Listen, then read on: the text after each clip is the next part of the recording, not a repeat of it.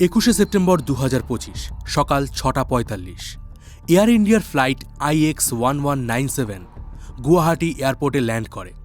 একটু বাদেই সেই প্লেন থেকে একটা কফিন বেরিয়ে আসে, যার মধ্যে ছিল ভারতের বিখ্যাত সিঙ্গার জুবিন গর্গের মৃতদেহ।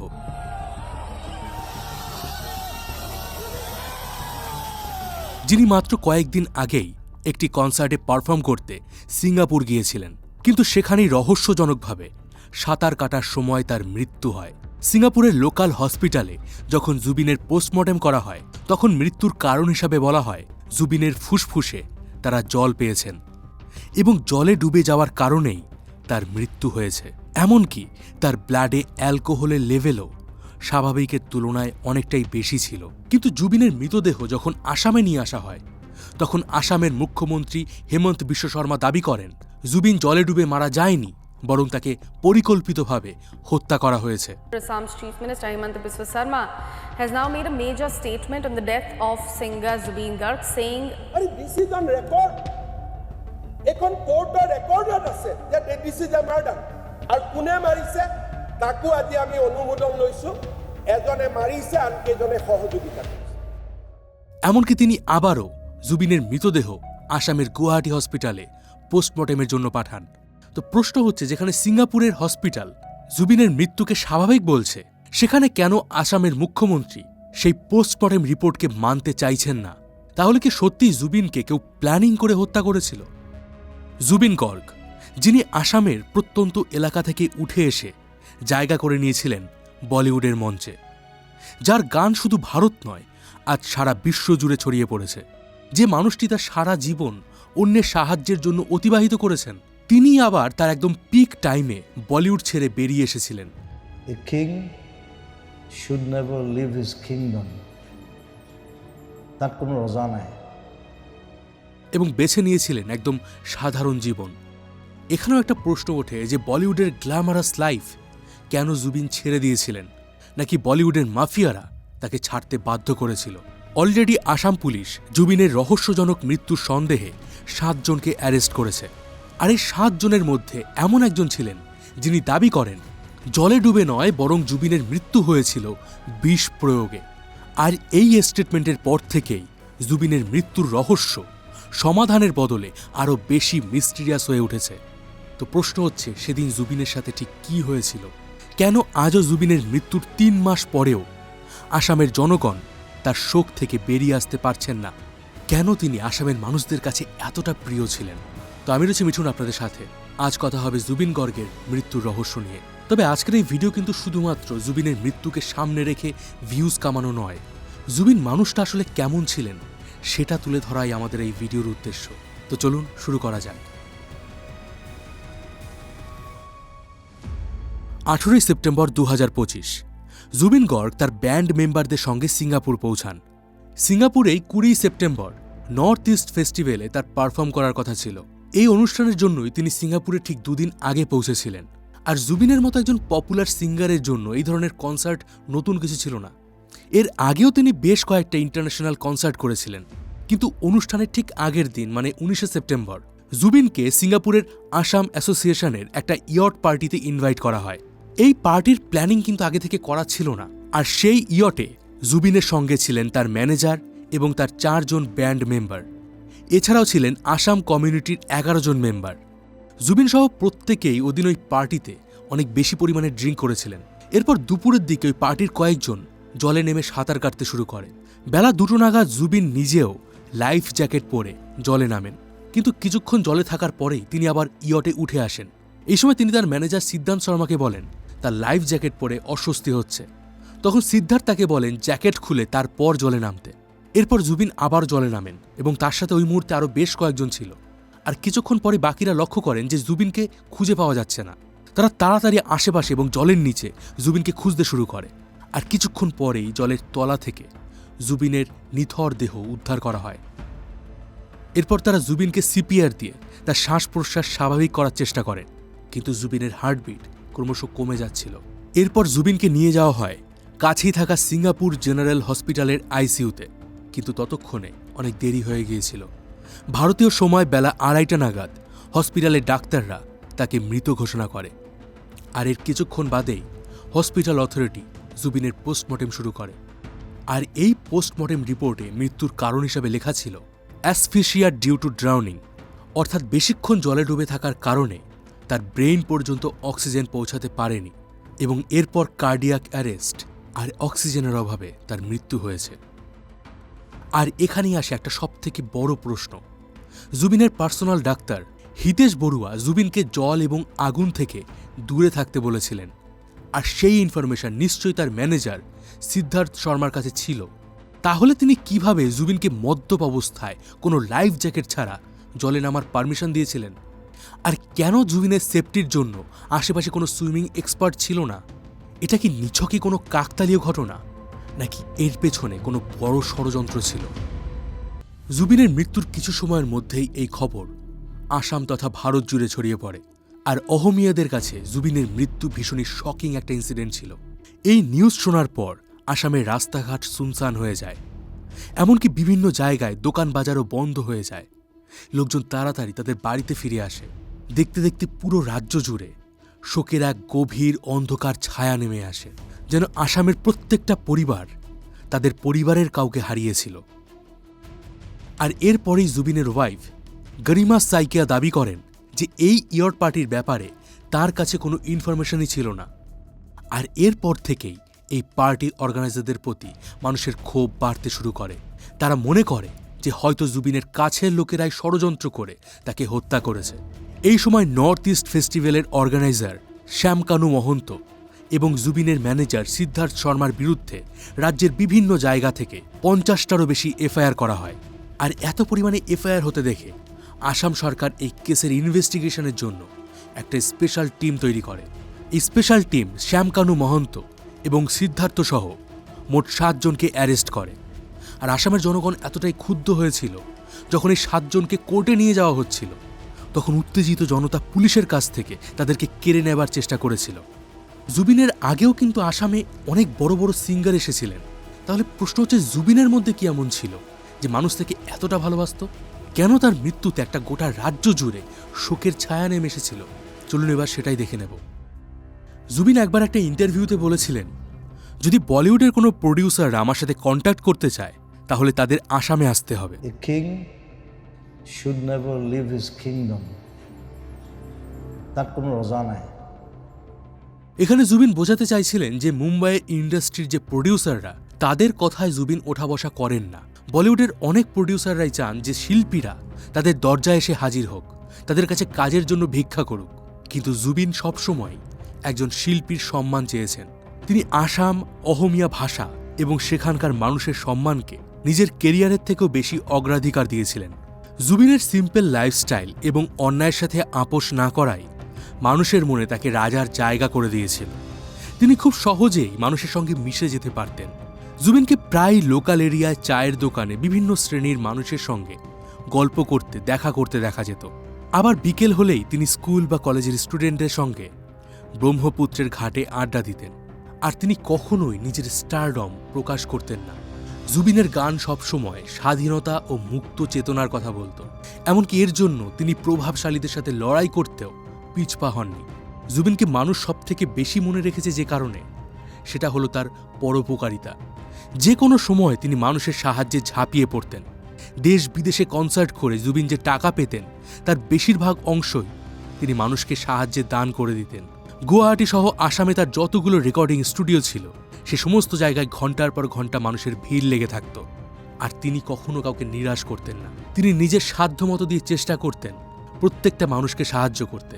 এমনকি জুবিন মাঝে মাঝে তার ড্রাইভারের কাছ থেকেও টাকা ধার করতেন, কারণ লোককে টাকা দিতে দিতে তার নিজের ওয়ালেটের টাকা শেষ হয়ে যেত। 2020 সালে যখন গোটা দেশ জুড়ে মহামারীর প্রকোপ হয়েছিল, যখন হসপিটালের বেডগুলো ভর্তি হয়ে যাচ্ছিল করোনা রোগীদের চাপে, তখন তিনি নিজের পুরো বাড়িটাকেই আসাম সরকারকে দিতে চেয়েছিলেন হসপিটাল বানানোর জন্য। আর জুবিনের এই স্বভাবগুলোই অহমীয়াদের মনে তাকে একটা শ্রদ্ধার জায়গায় বসিয়েছে। আর শুধুমাত্র কিন্তু মানুষের সাহায্য নয়, প্রকৃতিকেও তিনি সমানভাবে ভালোবাসতেন। তিনি প্রায় আসামের বিভিন্ন এলাকা থেকে রুগ্ন বা আহত বন্যপ্রাণী নিয়ে এসে তাদের মেডিকেল ট্রিটমেন্টের ব্যবস্থা করতেন। জুবিন কাজিরাঙ্গা ন্যাশনাল পার্কের সঙ্গেও বেশ কয়েক বছর যুক্ত ছিলেন। এমনকি তিনি মাঝে মাঝেই এখানকার ফরেস্ট অফিসারদের সঙ্গে অ্যানিমেল কিংবা বার্ড রিহ্যাবিলিটেশন প্রোগ্রামে সরাসরি অংশ নিতেন। তার প্রকৃতির প্রতি ভালোবাসা এতটাই গভীর ছিল যে তিনি সরকারের বিরুদ্ধে যেতেও ভয় পাননি। 2024 সালে গুয়াহাটির প্রায় 200 বছর পুরনো দিঘালি পুকুরি হ্রদের উপর দিয়ে আসাম সরকার একটা ফ্লাইওভার তৈরির প্ল্যানিং করেছিল। এর ফলে ওই এলাকার প্রচুর গাছ কাটা পড়ে যায়। এতে সেখানকার পরিবেশ এবং বাস্তুতন্ত্র দুটোরই প্রচণ্ড ক্ষতি হচ্ছিল, কিন্তু গভর্নমেন্ট এতে খুব একটা বেশি পাত্তা দিচ্ছিল না। এই সময় জুবিন গর্গ লোকাল এরিয়ার ইউথ এবং স্টুডেন্টদের নিয়ে এই কাজের বিরুদ্ধে লাগাতার মিটিং আর প্রোটেস্ট র্যালি করেছিলেন। তিনি বলেছিলেন, যখন সব গাছ কাটা হয়ে যাবে তখন আমাকেও কেটে ফেলে দিও। আর এই ঘটনার পরেই সরকার তাদের ফ্লাইওভারের ডিজাইনে চেঞ্জেস আনতে বাধ্য হয়েছিল। এবার আমি আপনাদের জুবিনের লাইফের এমন একটা স্টোরি বলবো যেটা শুনলে আপনারা বুঝতে পারবেন যে জুবিন কত বড় মাপের একজন মানুষ ছিলেন। 2014 সালে একদিন রাত 2টো নাগাদ জুবিনের এক পরিচিত তাকে ফোন করে জানান, কোকরাঝাড় এলাকায় একটি বাচ্চা মেয়েকে জোর করে চাইল্ড লেবারের কাজে নিয়ে যাওয়া হচ্ছে। জুবিন 1 ঘন্টারও কম সময়ের মধ্যে সেখানে গিয়ে ওই মেয়েটিকে ট্রাফিকারদের কাছ থেকে উদ্ধার করেন। আর এরপর তিনি এবং তার স্ত্রী গরিমা সেই বাচ্চা মেয়েটিকে অ্যাডপ্ট করেছিলেন। এই মেয়েটির কাস্টাডি নিয়ে কোর্টে তাদেরকে দীর্ঘদিন লড়াই করতে হয়েছিল এবং শেষ পর্যন্ত 2018 সালে কোর্টের রায় তাদের ফেভারে যায়। আর রিসেন্ট কিছু রিপোর্ট অনুযায়ী এই মেয়েটি এখন আসামের একটি স্কুলের টিচার।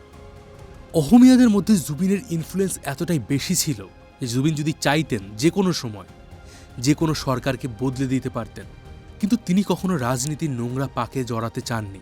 তিনি তার জীবনের প্রত্যেকটা মুহূর্ত আসাম তথা নর্থ ইস্টের কালচারকে বিশ্বের কাছে তুলে ধরার চেষ্টা করে গেছেন। স্টেজে পারফর্ম করার সময় জুবিনের মাথায় প্রায়ই আসামের ট্র্যাডিশনাল পাগড়ি দেখা যেত। এছাড়াও তাকে বহুবার গামুসা বা বন্দনার মতো নর্থ ইস্ট রিজনের জনপ্রিয় পোশাকে দেখা গিয়েছিল। এবার প্রশ্ন হচ্ছে, তিনি কিভাবে আসাম থেকে একজন ন্যাশনাল সেন্সেশন হয়ে উঠেছিলেন? জুবিনের মিউজিকের সঙ্গে অহমিয়াদের প্রথম পরিচয় হয়েছিল 90-এর দশকে। 1992 সালে মাত্র 19 বছর বয়সে তার ফার্স্ট মিউজিক অ্যালবাম অনামিকা রিলিজ হয়। এই অ্যালবামে জুবিন ট্র্যাডিশনাল অহমিয়া মিউজিক এবং ওয়েস্টার্ন মিউজিক ব্যবহার করে এক নতুন ধরনের সুর তৈরি করেছিলেন, যেটা আসামে একটা পুরোপুরি নতুন ধরনের ট্রেন্ড ছিল। আর এই 80-90-এর দশকে আসামের অভ্যন্তরীণ সিচুয়েশন মোটেই ভালো ছিল না। সেখানকার একটা মিলিটেন্ট গ্রুপ উলফা বিভিন্ন জায়গায় টেররিস্ট অ্যাক্টিভিটি করত। ফলে আসামের মানুষ বহু বছর ধরে অনিশ্চয়তার জীবন কাটাচ্ছিল। আর এইরকম একটা সময় জুবিনের অনামিকা এই অ্যালবামের প্রত্যেকটা গানের মধ্যে তারা বেঁচে থাকার নতুন আশা পেয়েছিলেন। জুবিন রাতারাতি এক নতুন সেন্সেশন হয়ে গিয়েছিলেন। পরের কয়েক বছর ধরে তিনি মায়া, স্বপ্নের সুর, জুনাকি মনের মতো একাধিক হিট অ্যালবাম তৈরি করেন।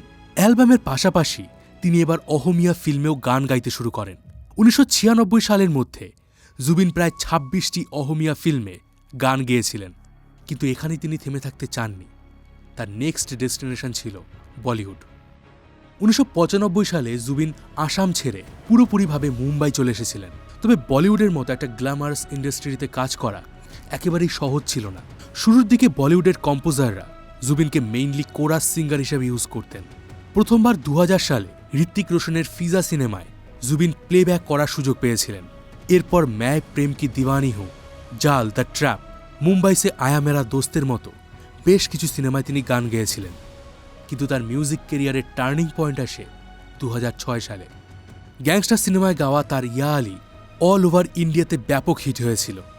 এমনকি বিদেশেও, স্পেশালি গালফ কান্ট্রিতে এই গানটা ভীষণই জনপ্রিয় হয়ে উঠেছিল। এরপর থেকে জুবিনকে আর পিছন ফিরে তাকাতে হয়নি। বলিউডের বড় বড় মিউজিক ডিরেক্টর, প্রডিউসাররা জুবিন গর্গকে তাদের সিনেমায় নিতে মরিয়া হয়ে উঠেছিলেন। এরপর জুবিন জিন্দেগি রক্স, নেহলে পে দেহলা, নমস্তে লন্ডন, ক্রিস 3, হামারি আধুরি কাহানির মতো একাধিক বড় বড় ফিল্মে কাজ করেছিলেন।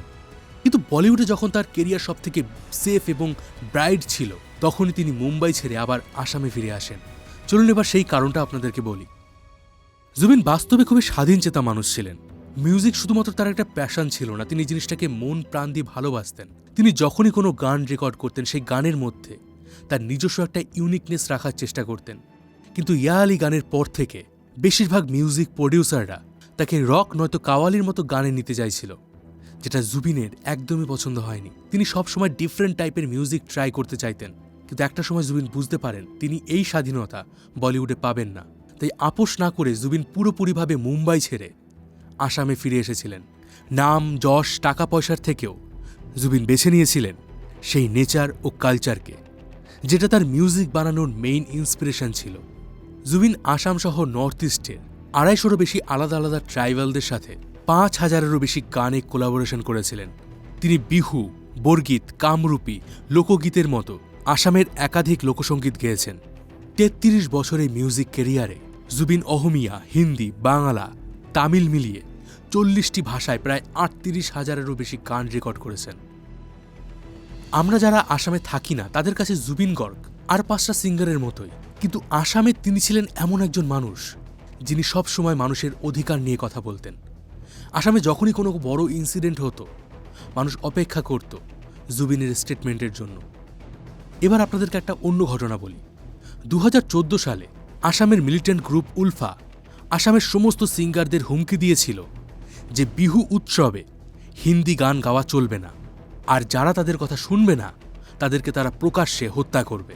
উলফারা সে সময় এতটাই ডেঞ্জারাস ছিল যে তাদের বিরুদ্ধে যাওয়ার সাহস সে সময় কোনো সিঙ্গাররা দেখাতে পারেনি। কিন্তু জুবিন গর্গ ওই বছরেই 19শে এপ্রিল বিহু উৎসবের মঞ্চে একের পর এক হিন্দি গান গেয়েছিলেন এবং তিনি স্টেজে দাঁড়িয়ে খোলাখুলি জানিয়েছিলেন একজন শিল্পী কী গান গাইবে সেটা তার নিজস্ব স্বাধীনতা, বাইরের কেউ তাকে কখনো ডিকটেট করতে পারে না।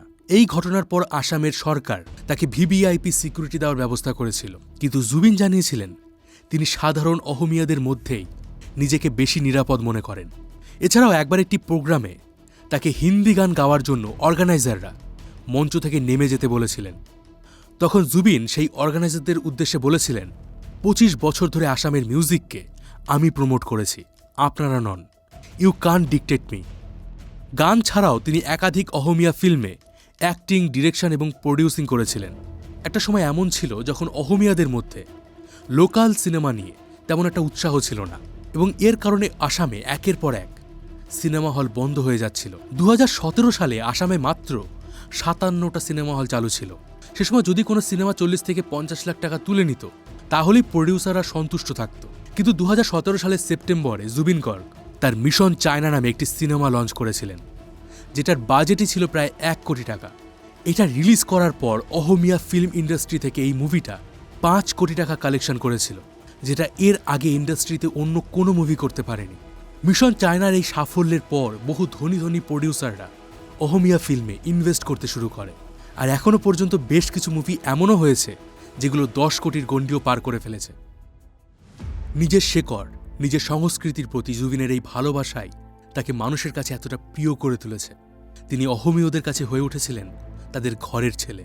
তিনি একবার বলেছিলেন, মোর কোনো ধর্ম নাই, মোর কোনো জাত নাই, মই কাঞ্চনজঙ্ঘা। মোর কোনো জাতি নাই, মোর কোনো ধর্ম নাই, মোর কোনো ভগবান নাই। হ্যাঁ, সত্যিই জুবিন সব কিছুর ঊর্ধ্বে গিয়ে মানুষকে ভালোবাসতে শিখিয়েছিলেন।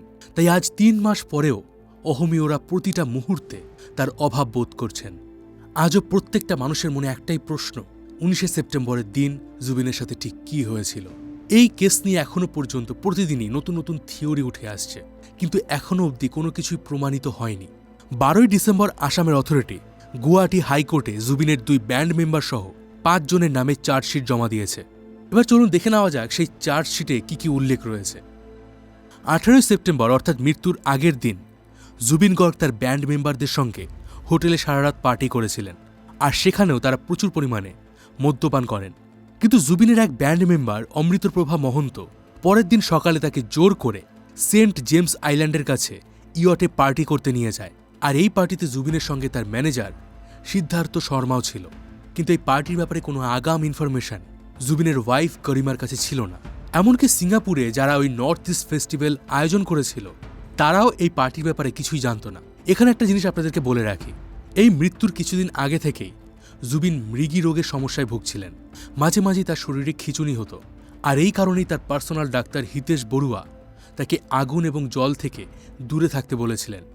জুবিনকে যখন জলের তলা থেকে উদ্ধার করা হয় তখন তার জ্ঞান ছিল না, এমনকি এরপর টানা প্রায় 75 মিনিট তাকে ইয়টেই রেখে দেওয়া হয়েছিল।